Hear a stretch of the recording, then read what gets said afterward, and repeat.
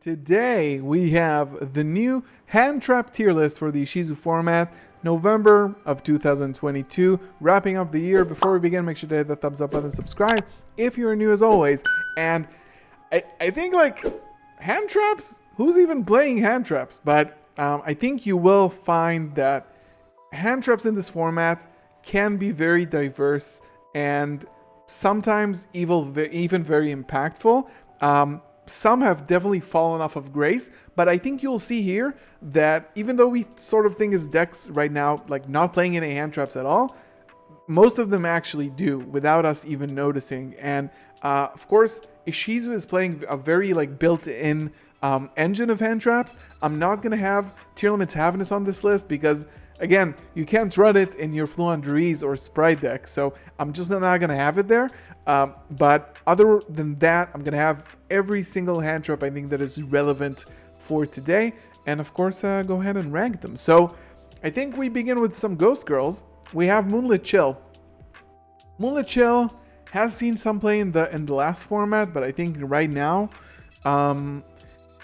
it could be mostly situational, in my opinion. I think that it's still worth it to get off a Monster Negate if your deck can run it.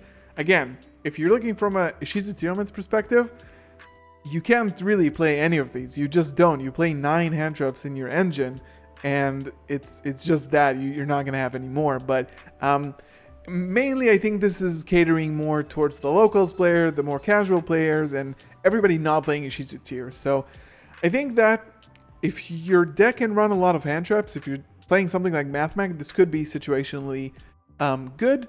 And I think you should definitely consider that as one of the best monster negations in the game right now.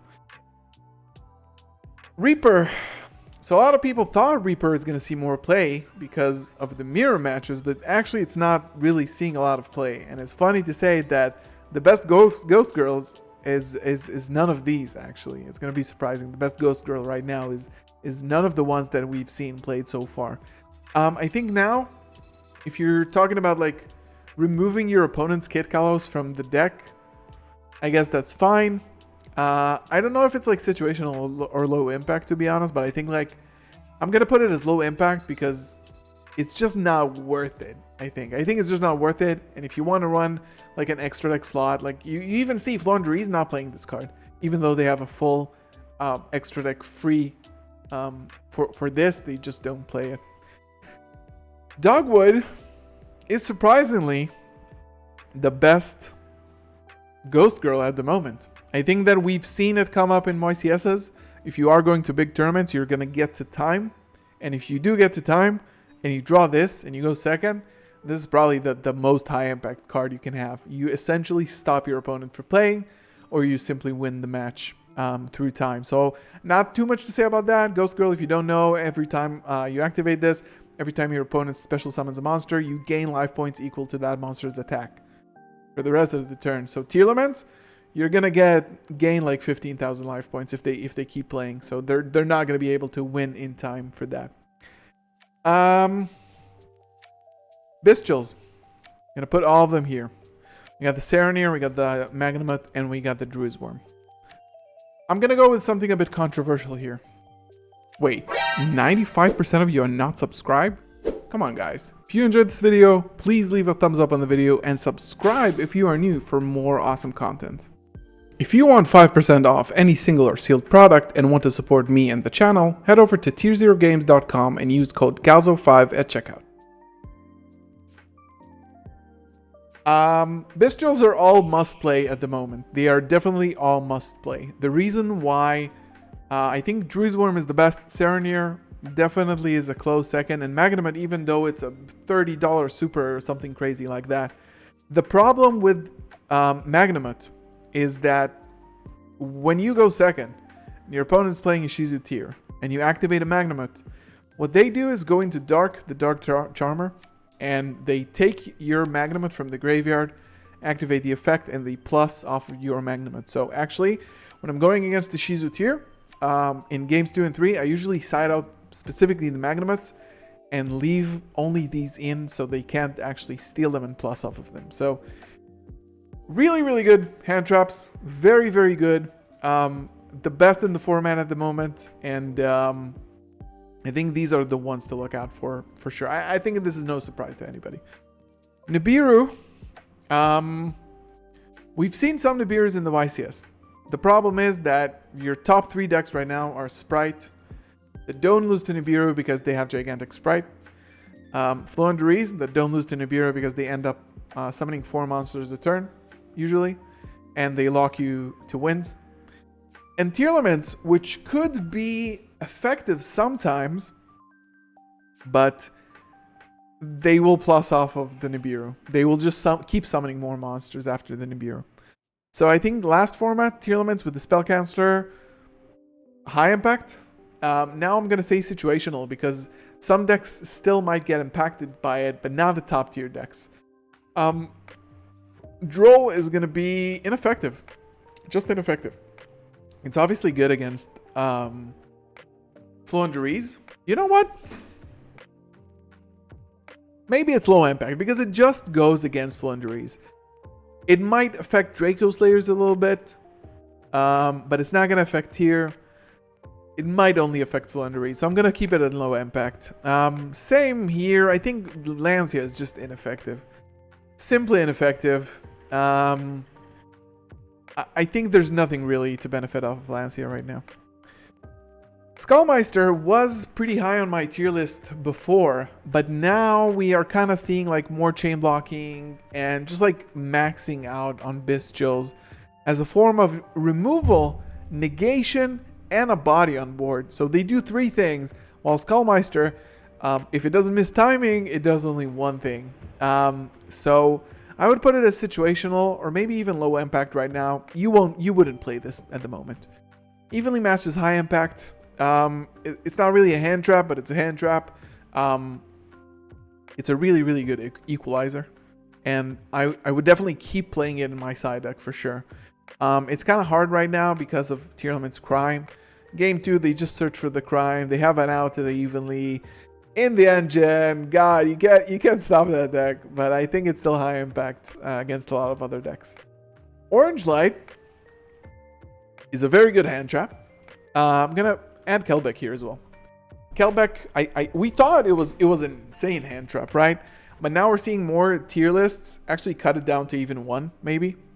So I would say that Kelbeck could be high impact as a hand trap, but not as a card. As a card, it's a bit bricky, but as a hand trap, bouncing an opponent's monster off the field, very, very strong, and getting a level 4 on turn 0.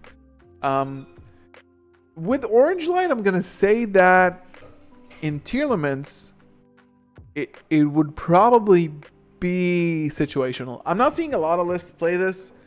Some lists do play this, and if you get it with the Shuffler together, it's super, super nice.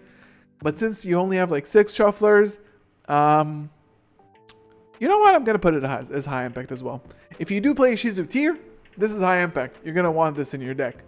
If you can resolve this, it's high impact. So yeah. Dimension Shifter is honestly going to go into must play. So the reason it goes into must play is with an asterisk of this is must play if your deck can run it. So example, Branded Bystials, my deck, can run this without even hindering the strategy to the slightest. It doesn't bother the deck. I can run this. Exosister can run it. Floowandereeze can run it. Sprite, for example, even Sprite can run this because the cost that you have to pay for Shifter is better than getting cooked by Ishizu tier. Because for them, if they don't open an Orange Light, it's a pass turn. It's immediately a pass turn. So, or like a Dweller, maximum. So, must play if you can. I really believe this. Must play if you can. Ash, it's not horrible. I think Ash is good. It's still good. We have seen it in the YCS side deck lists. So, I think it's situational. If you have the room to run it and you hit like a Havnis, a mill 3 or a mill 5, one of the Kelbeck or Agito if they play it. If you hit one of these, it's pretty strong. If they bet all their cards on like the mill 5 and you hit that with the Ash, it's very strong. Other than that, not a lot of decks get hit by it. But if your deck, again, if you do have the space, then you would, I would run it because it's such a good card. I think Ghost Ogre is ineffective. Simple as that. Bell is good. I think Bell is high impact. We have seen it in Vincenzo's list, the winner of the last YCS Dortmund. This is a very good defensive card. It battles Shufflers. It battles Bestials. So if you want to go like reverse psychology, Bell is the third step of this process. So I think still high impact. And look at all these. We are pretty top heavy. We'll see at the end if we want to adjust this a little bit. DD Crow, I think it's low impact, but I would put an asterisk here because if you can play 9 Bestials, you would obviously play DD Crows. But since you can run 9 Bestials, you don't need it. So it's low impact. It does the same thing, but it gets a body on board. DD Crow does target any card and not just light or dark monsters, but in this meta, it's kind of irrelevant. So I think DD Crow, I'm going to put Valor here as well. Again, if your deck can run it, maybe. Doesn't do much, to be honest, at this point. I think Imperm is still good if your deck runs hand traps, or if you have 3 flex spots. Honestly, you might just run Imperms. I would run like Board Breakers right now, but yeah. And I think Gamma is situational.